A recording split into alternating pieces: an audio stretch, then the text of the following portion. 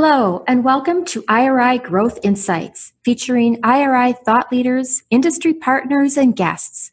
For more than 40 years, IRI has been known for its invaluable data, but these podcasts delve into the insights the data reveal to fuel market disruption and market growth for those in the CPG, retail, healthcare, and media markets. I'm your host, Joan Driggs, coming to you from IRI's corporate headquarters in Chicago.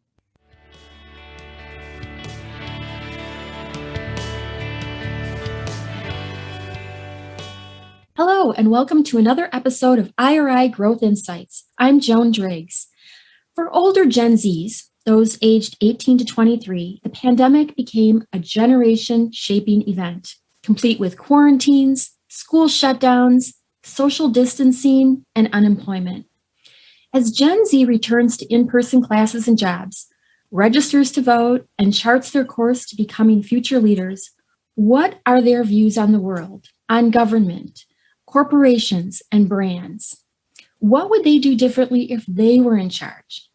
In this episode, we're going to get to know Gen Z as they come of age.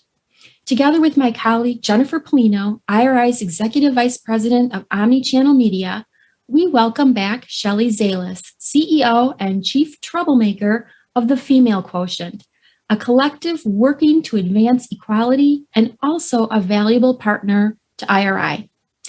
So this podcast is being recorded before you two, Jennifer and Shelley, present at Cannes Lions, and just after we completed some major research on Gen Z and their loyalty toward brands. So previously, IRI worked with the Female Quotient on equal representation of women in media, GEM, gender equality measurement. So I have to ask, why Gen Z and why now? Jennifer, you start because you have so much to say in this subject. Wow, thanks, Shelley. So many subjects. You're an expert across the board. Well, thanks. I mean, this generation is so exciting because they are, the oldest members, right, as you mentioned, Joan, aren't, are just graduating from college, and the youngest members are still in grade school. And so they're really poised to be this really influential generation. And they also account for 20% of all, the direct buying power, about $143 billion worth. And so when you look at those numbers, and also to the, how they think about the world, their diversity, their technology prowess, their pragmatism, and their worth ethic. I think bringing all of those pieces together is really one in which we really want to dive into and really understand how they're thinking about shopping, how they're thinking about brands, how they think about what is meaningful to them and how they relate it back to products. And so really understanding them and setting that work in motion, I think is the perfect timing, especially, when we're coming off of, almost a year and a half of, this pandemic that we've been into, and a lot of the social justice movement that has been front and center, which this group of individuals are, have very strong opinions on. I also think, the next generation is the now generation. They are leading the way today. They have voices for change. They have purpose in their DNA. They want to understand the value proposition of brands. And when you look at Gen Z, that is the digital generation. I mean, look how much we are learning from this generation. They're the most influential voices also of what brands people should buy. And, social media really has become, talk about Jennifer, Omnimedia has become such an important media channel. And, when you look at the top 5 most influential purchase powers or voices, it's the voice of Gen Z. It's the digital voice. They're the influencers today. I mean, look how that has shifted. So I think it's such an important audience. I like the idea of the influential part of it. I mean, Jennifer mentioned that they do have buying power, but I think that far more they're influencing others to buy, households, friends, and things like that. So what is important to this generation? From my perspective, what's important from this generation is being heard, but not just heard for the sake of hearing. It's hearing to listen. And, they really want to have a seat at the table, as they should. This is the first time in history we have 5 generations in the workplace, Gen Z coming in and traditionalists moving out, but retiring later. And so the whole multicultural interaction and integration is so important. A lot of younger people don't want to work with older people because they don't want to work with people their parents' age, and we must be fuddy-duddies of some sort, or we use the word woke in the wrong way. And then the older generation doesn't want to work with the younger generation because they don't think they know anything. And I'm here to tell you loud and clear that we learn from each other. It's not just wisdom from the top down or bottom up. It's about the wisdom that we share all around and learn and grow from one another. So I think that is what they want. They want to be seen, they want to be heard, and they don't want to be their opinion to be changed or contextualized or framed. What they say is what they feel. They do not mince words. And I think that that's very important to them, that authenticity, even though they hate the word authenticity because they don't think it's an authentic word. They like the word real. Well, would it be individualistic, that's listen to me for who I am and what I have to say? Well, that's very important because they don't think that they are in a bucket. They think they all have their individuality, which is important, but they also really believe that they have the voice that matters. That's the real voice, but they need the older generations to help them with the resources and the funding. But they do have a real position and a real place that is untapped, that they are definitely occupying. So Jennifer, what else do you think is really important to this generation? Yeah, I mean, you did mention there is this commitment to individuality, but there's also this real commitment to this intersectionality of, how they think about, what's important. I mean, their focus isn't always binary. There's individualism, but then there's, the piece that they hold so dear about human rights and equality that are, I think, real disruptive hallmarks of this generation. They don't really focus on they want this inclusiveness. They want their choice to be, it's not just about like A or B, in a binary, decision making. It's maybe A and B, or how do we bring these pieces together? They really want to take the best of everything and bring those pieces together. That's some of the thinking that I've seen in when we're speaking to them and also doing additional research. I think I think they really are individuals that do also what they say. They have a real strong nature about they think, sustainability, and that comes in many forms, of course, but they think that's a very important platform for them, in many different ways. And I do believe that they are walking that talk. Yeah. Right. It's not just saying it and not doing anything about it. They are making a difference. And I think they also really want to make the world a better place, and they want to buy from brands that share those same values. I mean, I just want to bring that home. The other thing with this generation, they believe in dual income partnerships. And so they both, whatever the partnership is, they don't want to have a primary breadwinner. They both want to be. And so I think that that's also where choices get made. Equality will start in the home, and buying power is multiplied because both of, in a partnership, they both want to have successful careers and successful families. Well, as a parent, I love that, frankly. That's a great way to kind of transition some of these things that mean so much to this generation into what is important for brands to consider? What's the business implication? You already mentioned, Shelley, that this is 2 incomes likely, or a partnership of economics coming at some of these decisions. But how do some of the things that you guys have already touched on, like sustainability, transparency, authenticity, how does that kind of play into how they gravitate towards brands, or how brands should be thinking about them?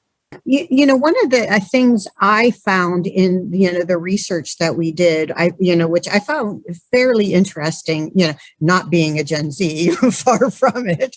But their decisions on this, the way in which they approach products, is that they also don't consider them, they get very annoyed by the fact that there are different, for a functional product, why there are, girl products or male products and female products, right? And that they're actually paying more, they're paying a premium for some of the female products, which have the same functionality as, as male products. One of the products that we studied was Native deodorant.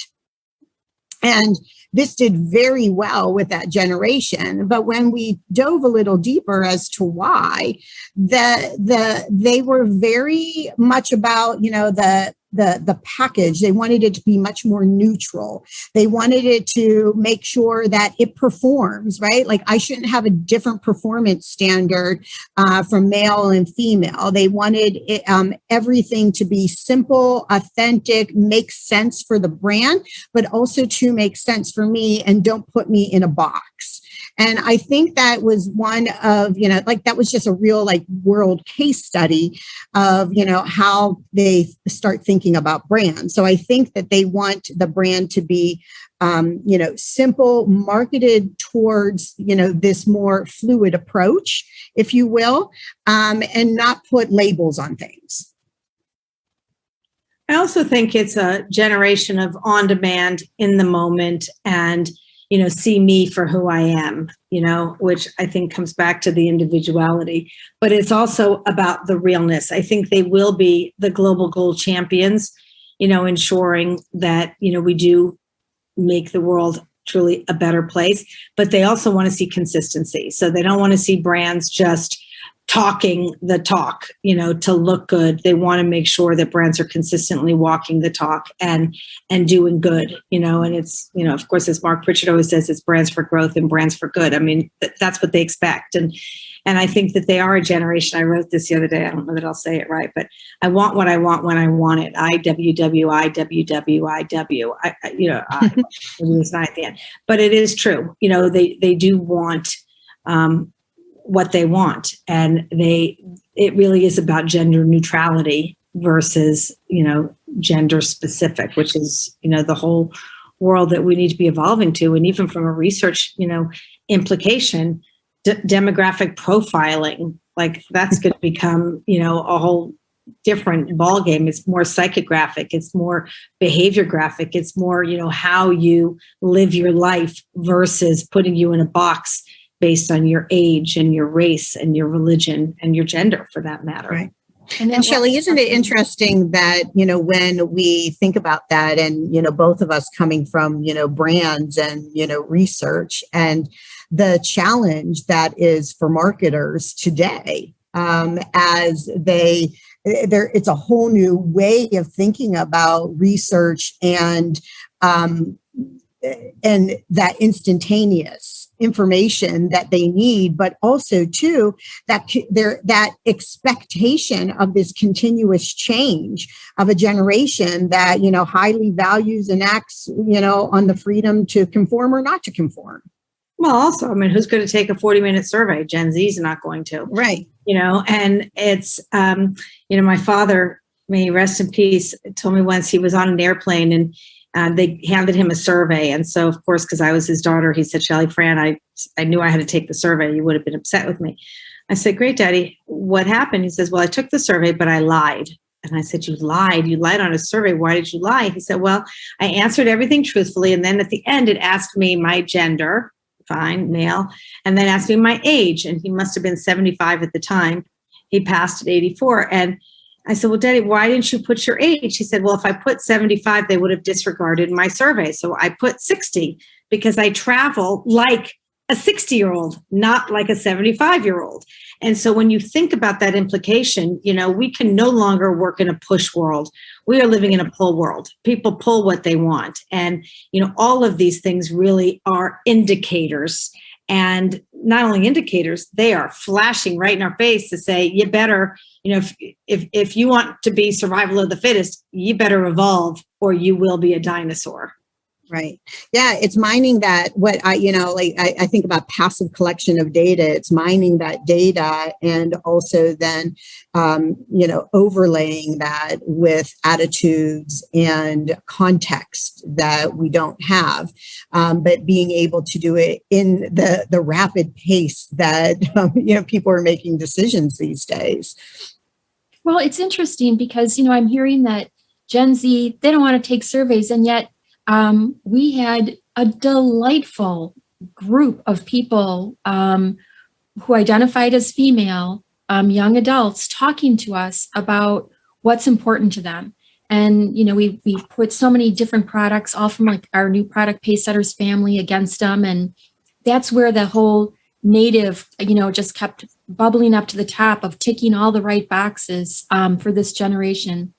And Jennifer, I think you did touch on mining the data, and that would be the actual behavioral data, right? So there is a way to get to this group, but it's, approaching everything that you're doing, or from what I'm hearing from you, transparently, authentically, honestly, and saying why it's important or what the benefit is to any consumer of a product or a service.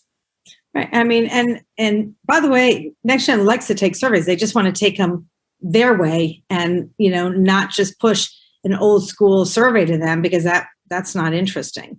So it's really just saying, shake yourself a little bit, because we are all on, fasten your seatbelt, shake yourself up a little bit, because we are evolving in a snowball way. I mean, we're rolling fast, and we need to, if we want to stay relevant. And as Jennifer used the right word, contextualize everything we do, from media to buying to research to, selling. All of these things need to reflect the generation that they are. And these are the true digital natives. So how does their connectedness play into this? Yeah. I mean, obviously, social media, right, plays the biggest role. I mean, these are the groups that are and the individuals that have grown up on, on TikTok, on Snap, on Instagram, on YouTube, right? They're learning how to do, everyday tasks through influencers or through YouTube videos, right? It is amazing in, the connectiveness that they have. And what I think is really interesting is, you had said it, Joan, they grew up from a digital native perspective, but with the pandemic, it's also brought to the forefront how powerful those platforms really are for all of the generations. But because they have been so integral from the very beginning of that, I think it lends really another different perspective of, how it accelerated, these different platforms, and how brands really need to beware the generation is. And so they have to think about how, if you're a brand, and that's why it's hard for a marketer and the challenge, like you're creating, 15, 30 ads, and now you have to create like individual unique content that keeps them engaged,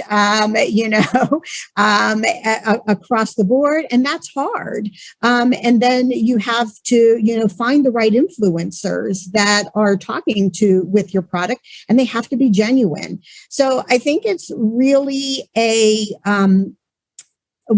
new way that brands have to think about how they're engaging on those platforms in which the Gen Z finds most prevalent.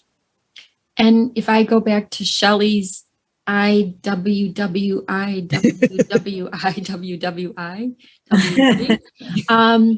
then marketers have to do it on a personal level too. I mean, there's a lot of those I's in mixed in with those W's. So it has to be personal as well. Well, we're not living in a linear world anymore. We're living in a multicolor, non-linear, multimedia world on steroids. And so, you need to be able to push the content out there, but let people pull it from however they want to consume it. And I think that it's the same thing with buying, and it's the same thing with voting, and it's the same thing, with everything. And when you create campaigns or you create Omni Media, creating this presence, you need to think about all the different channels, but not just migrating content from one screen to another, making it bigger or making it smaller, but it's truly creating it applicably and appropriately for those media channels, so that, the people that are consuming on YouTube or on Instagram or on TikTok, have access to the content, but it's in a relevant way. In traditional media, it was a push where you sat on your couch and you watched television and the ads popped up in between.